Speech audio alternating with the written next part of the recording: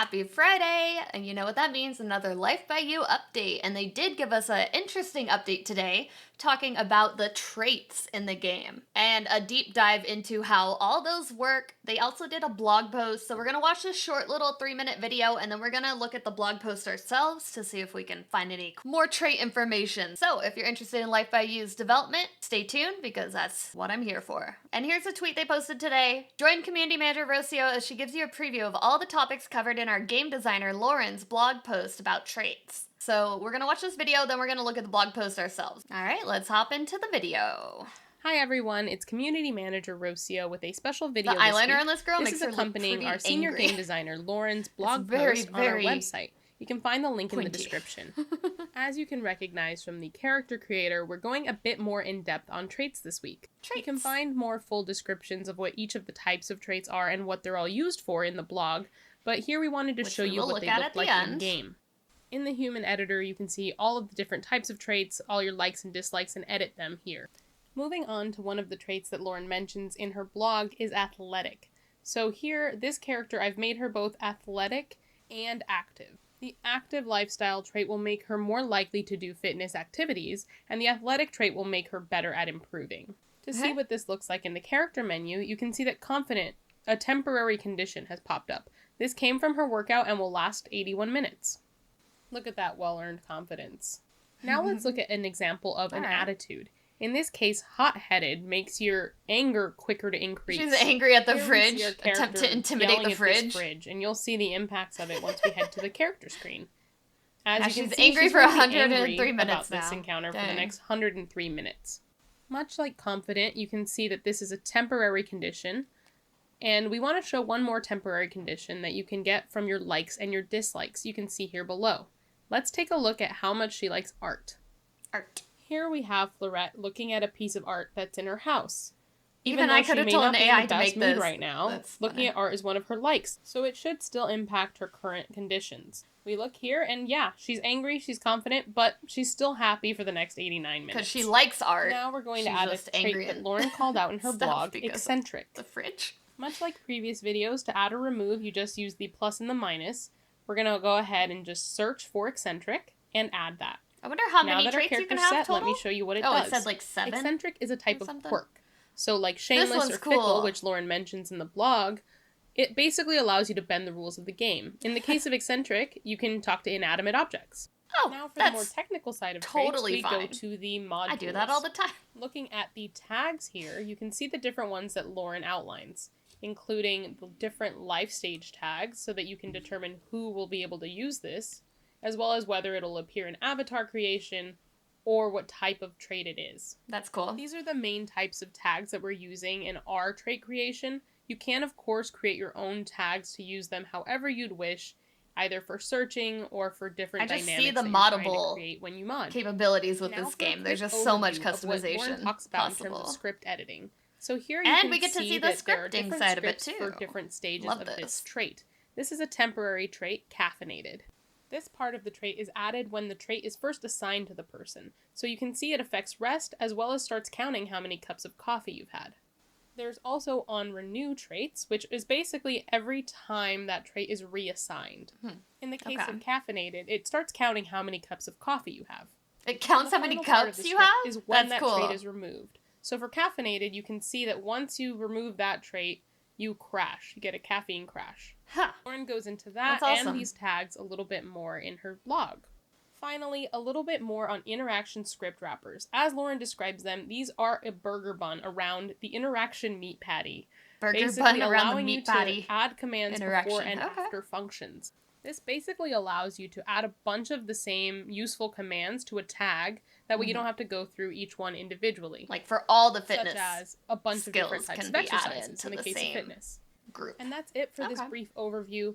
Lauren answers more questions and goes more in depth in the blog, which is linked in the description below. Thank you so much for watching, and see you next time. All right, and that sounds interesting. Okay, there's a lot of things to look at there. I did notice that the UI looked like it's gotten updated. It's getting better. I think it still could use, more refinement. Some of the text was a little bit hard to read, like the tooltip text and stuff, so I hope they make that a little bit more accessible or able to make that larger. But other than that, I think it's looking pretty easy to mod, and I really can't wait to see what the community is going to do with this game when we finally get our hands on it. All right, and here we are in the blog. Gonna go through it really quickly. I know there's probably a lot here, and I will link it in the description below if you want to take a look for yourself at the details. Gonna quickly go through it just so you get an overview of more of what they've talked about, because it seems like there's a lot of detail here and it might take a little bit to fully understand it. So this is Laura's Q&A. What are the types of traits? We have so many types. Here's a handy high-level guide. Personality, conditions, emotions, need states, relationship, object states, and timers. So all of those types of traits will affect your character in different ways, and they probably will work together with other traits and conflict or make things more interesting, so your characters are probably all unique. What do traits impact? The world is your oyster when it comes to what traits can affect. Here's another handy little guide outlining how we've chosen to use each type of trait. For personality traits, the concept of personality is so broad we've subdivided it into further categories, where each category focuses on a specific type of effect. Lifestyles determines the actions the character's AI is likely to perform. Talents, these determine what skills the character is good at, which we wanted to separate from the likelihood of doing that same activity. This is how we allow for things like lazy athletes, mediocre mischief makers, and business gurus who are bad with money. So that's really cool. I feel like your characters will have a lot of depth, because you're not just like, oh, I'm really good at this thing and I have 2 traits. It's like, no, every person is different. That's so cool. I love to see that. Attitudes determine how the character responds to emotional changes.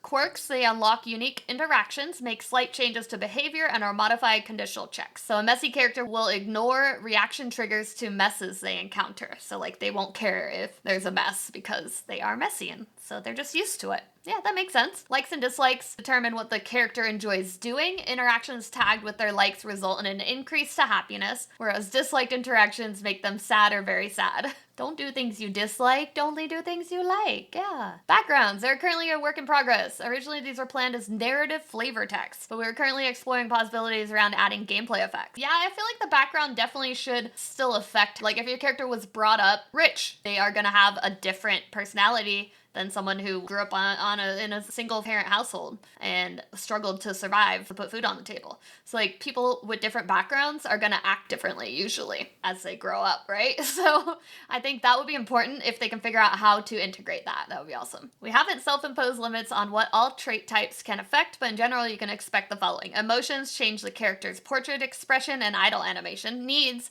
change the character's portrait expression, idle animation, and determines whether a character passes out or not. Yeah, that makes sense. Relationship, primarily for conditional checks for conversations and interactions. Object states, visual changes to the object. Timers, they don't directly impact gameplay, but are used to trigger scripts that well. Okay, that makes sense. What are suppressed traits, supporting reciprocal traits, and opposing traits? I know these names sound scary and complicated, but unfortunately their function is quite simple. Suppressed ones, this one's easy to get mixed up, so I recommend having these rules on a sticky note somewhere for easy reference if you're doing a lot with trait suppression. Let's say you've got trait A that suppresses trait B. Trait B cannot be assigned to a character with trait A. Trait A can be assigned to a character that already has trait B. If a character has both trait A and trait B, trait A will prevent any effects by trait B. Trait B's on remove script will still activate if removed while trait A is active. Yeah, that's a little bit confusing, but I mean, it's cool that it's that detailed. My brain will be a little confused trying to work with that. It's helpful for maintaining potential conflicts between traits. So the character shouldn't gain the happy emotion while they're miserable. Yeah, that makes sense. Miserable to suppress happy. Okay, no, I like that. Supporting opposing traits. The primary purpose of these is to prevent or allow certain trait combinations during character creation. Okay. For example, we use opposing traits to prevent your character's sister from also being their grandmother, or your lazy character from also being active. Yeah, so you have to make sure that certain traits don't conflict with each other, and you can set that up however you want. Great. More personally, which are some of your favorite traits in the game? As a resident harbinger of chaos, quirks are my favorite, because they're often the product of my wouldn't it be fun or dumb if moments. For example, the shameless trait ignores the rules of public decency. To you, all plants are toilets without ever becoming embarrassed. The eccentric trait lets you talk to certain inanimate objects. Their favorite trait is the fickle trait, which introduces a random chance of waking up the next morning with different likes and dislikes.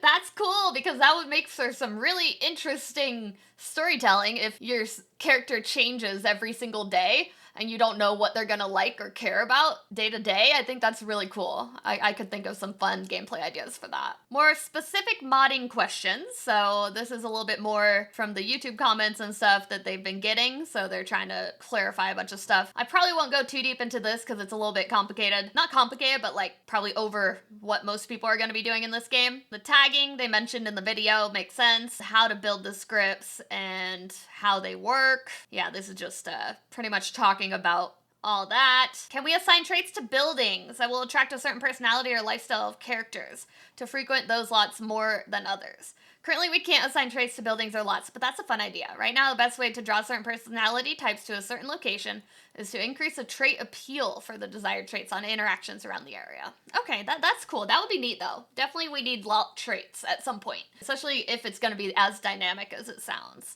Couple more questions and then we're gonna wrap it up. Does the color coding on the traits in Character Creator indicate which tags they fall under? How many slots is each individual character allowed to have? Are there limits or recommendations on number of each kind of tag? The color coding indicates a subcategory of personality a trait falls under, which is keyed off of the traits tags, so you've got that part correct. We decided to limit characters to 2 slots per subcategory, except for likes dislikes, which allows for 5 of each. This is to avoid what we've been calling trait soup, where many conflicting interaction script wrappers cause the character to behave and react as if they were doing so completely at random. Yeah, definitely you want to not give too many traits and stuff, but you still want a good variety.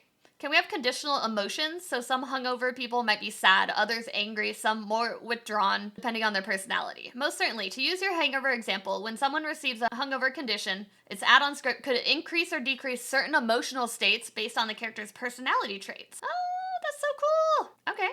It seems like there's really a lot to be talked about here about their trait system and how in-depth and detailed it is and how everything kind of works together. And I really look forward to hearing more and being able to play it eventually, right? I keep saying that every week. I'm like, I can't wait to play it because there's so many ideas for storytelling even, and the build mode looks good. I don't know. I think if they can refine the UI a little bit and refine the characters' animations a little bit better, then we might have a really, really good life sim competitor, you know? And I just love the freedom that the trait system seems to have. I look forward to learning more about it and more about modding and more about just anything else that they have to share with us, hopefully next week. So stay tuned if you guys want to see more of that. Make sure you leave a like, leave me a comment, let me know what your favorite part of this trait video has been. Is there any trait that you would hope to see or a trait that you'd want to add to your characters? Leave a comment and let me know. And like the video if you haven't yet. And I guess I'll see you next Friday. All right, have a good one. Bye.